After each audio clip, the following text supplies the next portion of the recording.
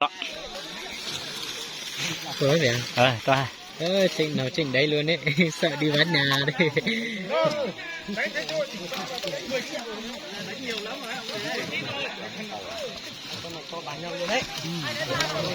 Trời ơi.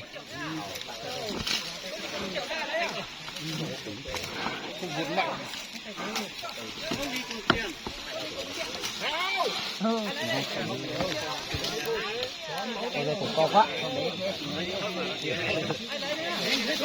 Có ly có 200 ai lấy không? Có ly có 1 triệu ai lấy nào?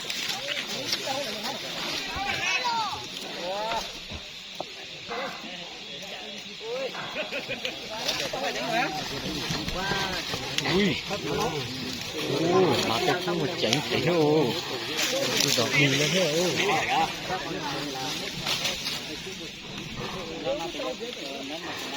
Mày xem nó không chảy máu. Nó không chảy máu.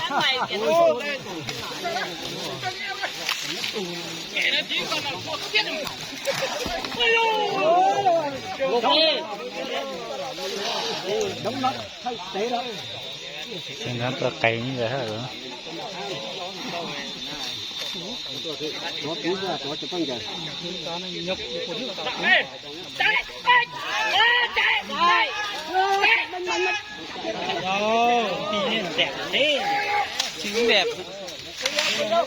Được kêu. Được kêu ra mày không thích kêu đâu.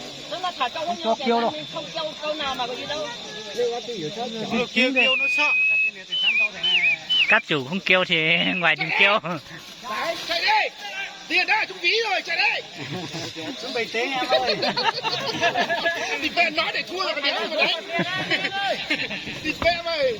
Đấy đi. Chuẩn bị tiếng em ơi. Tiền nó mới còn chưa nóng á.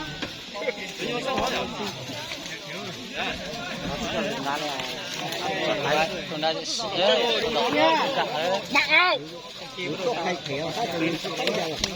Lùi một tí là chạy ơi. Nó xuống sau này sẽ là Nó để xe đang xe để làm thân chạy đấy. Trần Trang rất chật này cho họ Trần Trang. khó thì cho nó tự nhiên này cả. Có lời ấy. Hả? Tôi có xem play cả, tôi bé. Đi xuống đó gió thì còn lên xuống ngoài. Tôi có đi không? Nãy của Đấy, con lùi ơi, đấy. Đi kệ tiền ra, tối rồi, đừng có rút ra. Đã đảo rồi. Cứ lười thế chạy.